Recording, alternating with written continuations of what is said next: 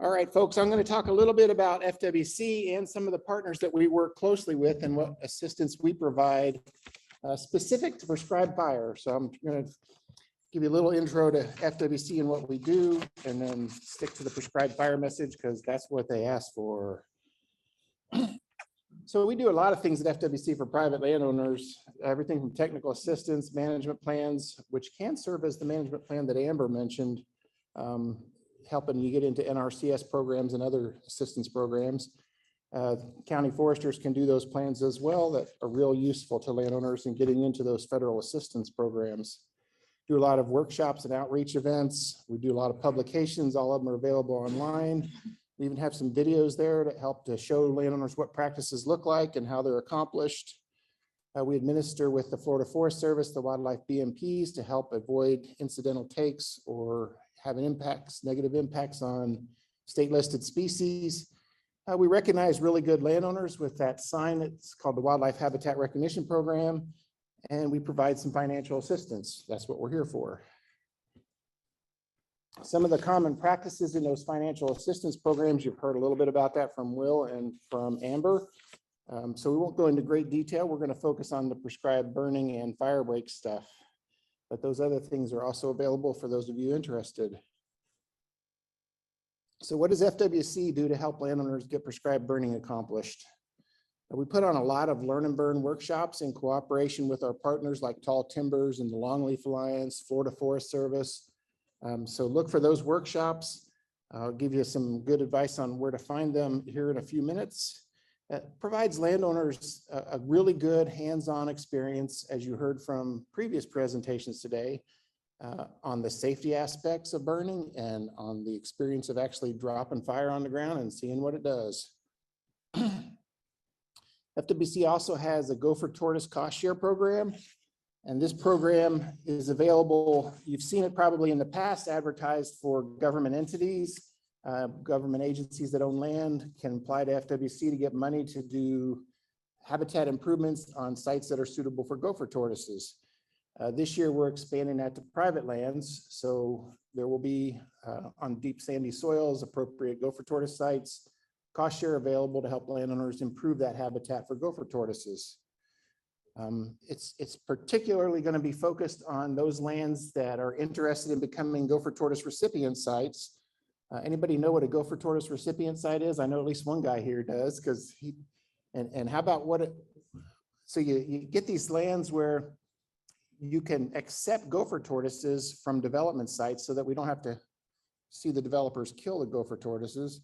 They get a safe home on land like private lands that's suitable habitat and not fully stocked with gopher tortoises already.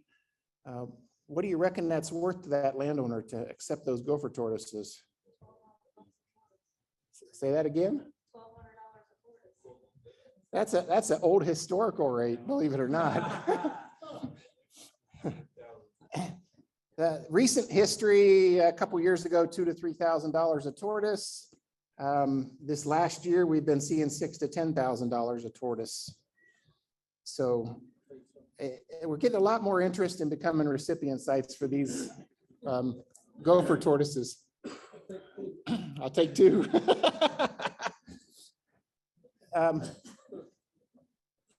I skipped right past the gopher tortoise cost share. I mentioned we're focusing on sites where the landowner is interested in becoming a recipient site. Maybe their habitat isn't quite ready yet. We can help pay to get that site ready, to make it a better habitat, to make you qualify for more tortoises. So those things are out there to help you get there. Alex Calfin is running that cost share program, but our private lands biologists that are out there in the field, and I'll introduce you to them in a minute, are out there to help you as well to decide what you would need to do to get into that program and what the benefits are to you and the costs. The actual gopher tortoise recipient site program is run by a lady by the name of Catherine Richardson, and her contact info is there. If you want to learn the whole spiel, there's about an hour-long video that University of Florida has posted interviewing Catherine about everything you ever want to know about gopher tortoise recipient sites. And you can find that at the link on the bottom there. So this will all be posted on the Prescribed Fire Council site where they store all these presentations. So don't need to worry about writing it down right now. And if you go to UF, you can probably search and find it real quick at a link I'm going to show you here in a minute. So those opportunities are out there. There are a couple other programs that we work closely with. The American Forest Foundation and National Fish and Wildlife Foundation have this thing called a Southeastern Habitat Improvement Initiative. It's from Escambia all the way to Jefferson County. Landowners can get help improving habitat where there are at-risk species. They don't have to actually be there, but if it's appropriate habitat for them and they are nearby, you can get financial assistance. Preference in that program is given to the American Tree Farm System, and that's because American Forest Foundation sponsors that program, but it's a good program. So if you're not a tree farmer, I'd recommend that. Really worthwhile program. The contact for that is Chris Metcalf. I've got his info there. He works for the U.S. Fish and Wildlife Service. A lot of times he'll rely on our biologists to go out and write up the plans and look at the practices you might do in that program. So don't be surprised if Chris passes you off to an FWC person to get that work done. And then there is the U.S. Fish and Wildlife Service's own in-house program called Partners for Fish and Wildlife. And it's the same basic concept, only this one expands the entire state of Florida. So if you have habitat for at-risk species, candidate species that could be listed by the feds in the future or currently are listed, they could pay to help you get some habitat improvements done on that land. And as you all know, prescribed fire is the #1 habitat improvement we use here in Florida. So this fits in really nicely with what we all do. We heard a really good presentation of the 10,000-foot view of NRCS programs from Amber. I appreciate her doing that. You guys want to know the nuts and bolts. What's this going to pay for my landowner to get these things done? So I went out and looked on the EQIP rates for prescribed burning. Typical prescribed burning in Florida, $24 an acre. If it's a high risk, heavy fuels, something nearby that's making it more difficult to get the burn done, you could qualify for that higher rate of $34.91. And if it's a small burn and you have this huge cost to get the team there to do the burn, and you're trying to spread that out over a small number of acres, like under 39, there's an even higher rate that's available. So those might be of interest to you guys that are doing this for landowners for hire. What are those rates going to be to the landowner? And then Amber also talked about CSP and EQIP CIC, contract incentive, something like that, conservation incentive contracts, enhancements. These are both pretty much the same as far as dollar rates. So I just combined them into one slide here.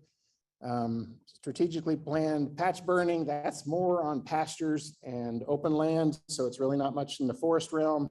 And that's why it's so low at $7.26 an acre. But where it gets interesting is these next two that are available here in Florida. The short interval burn, which they call E338B, is designed to encourage landowners to decrease the interval between burns where you're having issues with controlling the vegetation that you want to control. So if you've got hardwood encroachment and your fires are not happening enough to get that under control, NRCS is willing to pay you to shorten your interval, more intensively burn as far as time periods, and get that $89.10 an acre rate. They also will do that if you're willing to move your burn from a dormant season burn to a growing season burn. So there's some incentive there to change the timing of your burn beyond all the wildlife benefits of changing that timing. And then the next one is called sequential patch burning. And that rate will catch your eye really fast, $160 an acre. Here they're talking about you're going to divide your forest into smaller pieces and burn those pieces on a timeline. It could be you divide 100 acres into 3 pieces.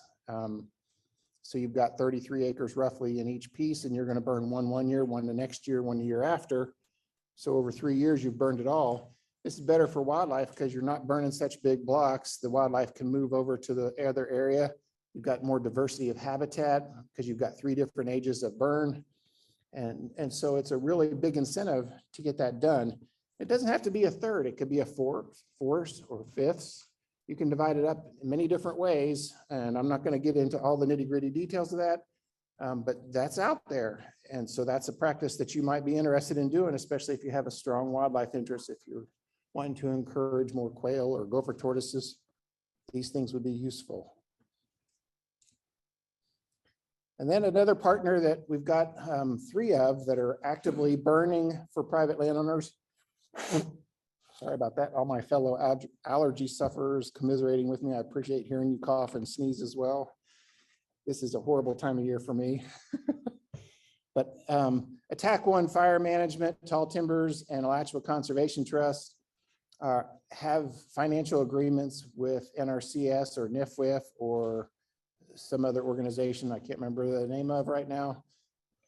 But they're out there doing this kind of stuff for landowners that can't seem to find vendors or contractors to do the work. So that's a possibility too, is it contacting one of those 3 services to get work done. And basically they're free to the landowner is my understanding, but you'll need to check with them on that. So where do we find out good information about what programs are available, what's coming up next? Florida Land Steward website, but this is their email listserv. It comes out about every week, sometimes every 2 weeks. It's got all the latest signups that are going on, the programs that are available, what kind of workshops and field days are coming up, so you can learn more about these things. You can meet the biologists and the county foresters because they're going to be at these workshops. The NRCS district conservationists are often at these workshops. So you can be there on neutral turf, talk to these folks, find out what the programs are at these different workshops that you see listed down one side. On the other side are all the cost share programs and what kind of information we're looking for on those kind of red-headed woodpeckers that are out here in Florida.